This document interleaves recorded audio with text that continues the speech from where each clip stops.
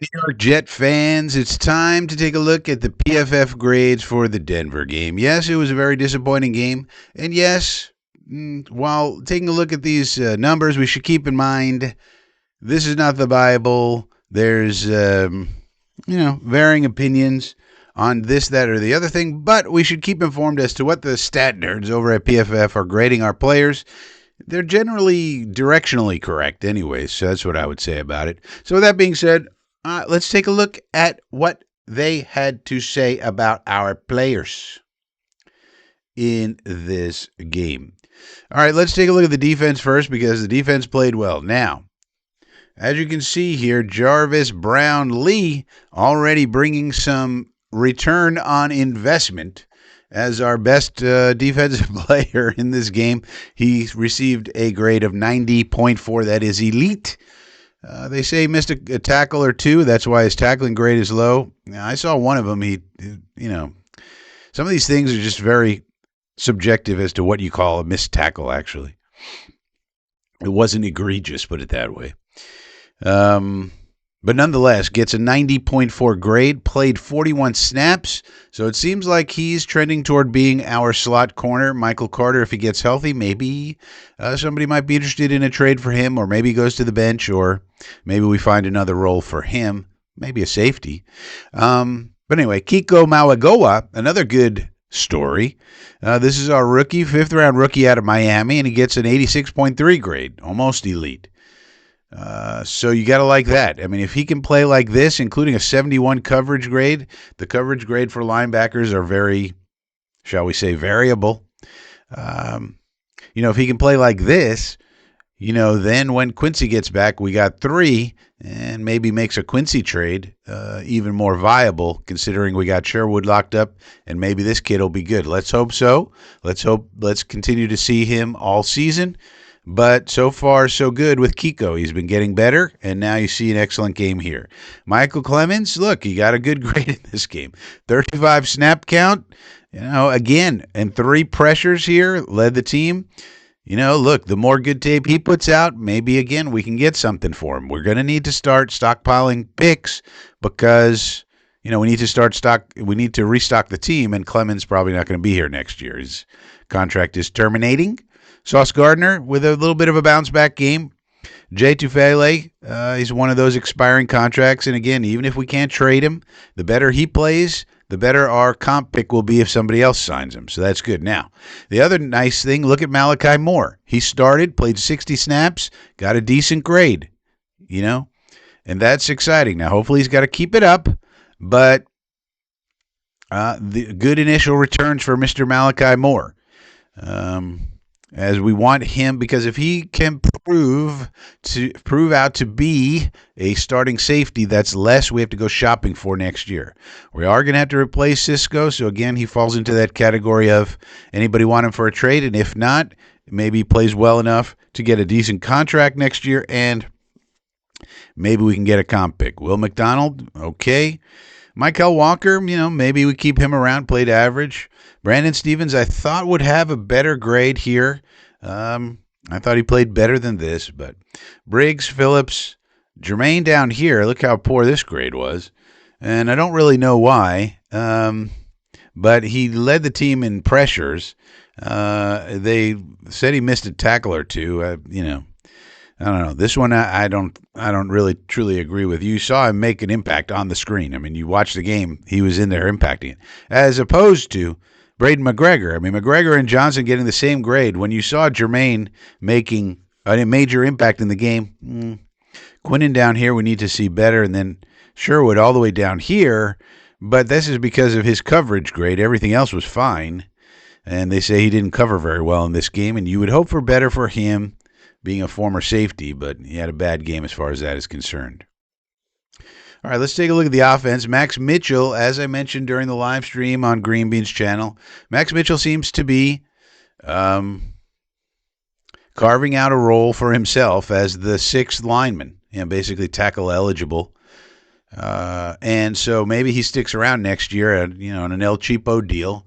That's not an expensive role, but look, if he can carve out a role like that, that's a good thing. It's a useful thing to have. Swing tackle. He can also play guard. Breece Hall got a good grade here. Unfortunately, if reports are to be believed, I'm going to check on it right after this video. Apparently, Breece Hall has put hashtag free Breece or free 20 on his Instagram, indicating perhaps that he would like a trade, and maybe we will grant him that wish. Josh Reynolds played well. Now, Olu had a bit of a bounce-back game here. He was our best offensive lineman, according to this. So that's nice to see. But what's not nice to see is Simpson and Myers and Membu down here. So I do think these grades are being weighed down by Fields a bit, not getting rid of the ball. That's been the talk of the town. Here's Fields here, 51.2. That's no bueno. And Tippmann all the way down here. No bueno for Tip. Even Garrett got a bad grade for some reason. Not really sure why. The ball was behind him over his head. Well, he had that fumble and, wasn't his best game. Let's put it that way. But he was stretching all over the place to try to catch the ball instead of having a quarterback that puts it in your hands, which you're supposed to do. Mason Taylor also no bueno. So the offense was a shit show. We all know that. On the special teams, Mawagoa coming up again. So, again, maybe this kid's got something. Let's hope so. And Malachi. Okay, those are good news. Items. Look, Tony Adams, you're a special teamer. Okay, that's probably where Tony Adams belongs. Tiny Tony, probably not a starting safety. He needs to be backup and on the special teams. That's probably his right role. Now, let's take a look at a couple of things. Passing-wise, Justin, one of the worst games that he's had. Even though in my scoring system, members of the Inner Circle will note he got a C-, but remember, C- is right next to F- in my system. And also, my system just grades the throws that you make. The problem in this game for him was the throws he was not making. And I don't grade that because I already know he's not good at that. Yards per attempt, 2.6, terrible. No big-time throws, no turnover-worthy plays, but also was just afraid to throw the ball. An A dot of 5.5 is terrible. Time to throw, although this stat is... So the conversation before the game was, hey, Justin, your TTT is too high, the journalist told him. And he pushed back a little bit and said, I think that's not exactly a great stat because I scramble a lot, and that raises up the TTT. And that is true, but it's also true that he holds on to the ball too long. So both things can be true. This stat is wonky for scrambling quarterbacks, but at the same time, when you watch him, especially in this game, he was just holding on to the ball way too long. And that is all about the mental, the FBI, the football intelligence. Very smart guy from all accounts, but the FBI is just not there. It's a very weird thing. Blocking. Let's take a look at this blocking, and let's take a look at efficiency, shall we? I think we shall. Breece Hall got 100. That's as best as you could do. Arian Smith got 100 on one snap. Simpson and Tippmann, average-ish. Okay. But these grades are no good. Myers, 94.8. Olu, 94. Armand Memba, this is very bad. 91, that's horrible. We can't have this now. These numbers are skewed again by Fields not throwing the ball and running around. If he's running around for 4 or 5 seconds and then, eventually somebody comes close to him, I guess that's a pressure. But how are you going to blame the offensive line, really? You got to be a little bit realistic, even though Joe Tippmann said this week if he needs 6 seconds, if he needs 10 seconds, whatever he needs, it's our job to give it. And that's the right mindset for the lineman. But in reality, you got to be realistic about what you're asking them to do against these monsters on these defensive lines. So on the one hand, you want to see this improve, and there's certainly reps where Olu's getting beat and Armand's getting beat and all these people are getting beat. There are. And it's not Justin's fault. So there is stuff like that on the tape. But there's other times. So it's a combination of things. But there were open receivers. Fields had shots, and he even admitted after I got to get rid of the ball quicker. I just do. But the reason he's not is because of his ability to read pre and post snap. Pre, you think, okay, this is what they're in. This is where I'm going to go. Post, you confirm, or if not confirmed, they might change it. They might disguise. And then you have to figure out what they're in then, and then you have to figure out where to go. So it's not easy, and that's why, guys, there aren't that many guys who can do this in the world. But at the same time, that's what it is. The reason he's holding on to it is the FBI and reading the post-snap defense and knowing, based on this post-snap defense, therefore the ball's got to go wherever it is. So that's the reading of the D.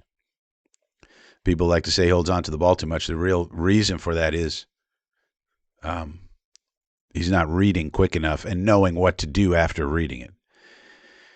All right, so that is the PFF grades for this game. Not much else to say.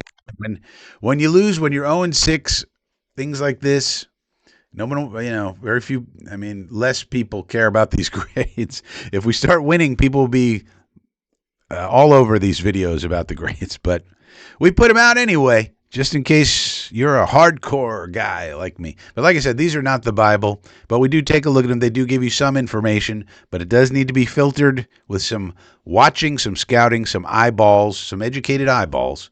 Got to be included. All right. Feel free to subscribe, like the video, and join the inner circle. Why not? It might be fun.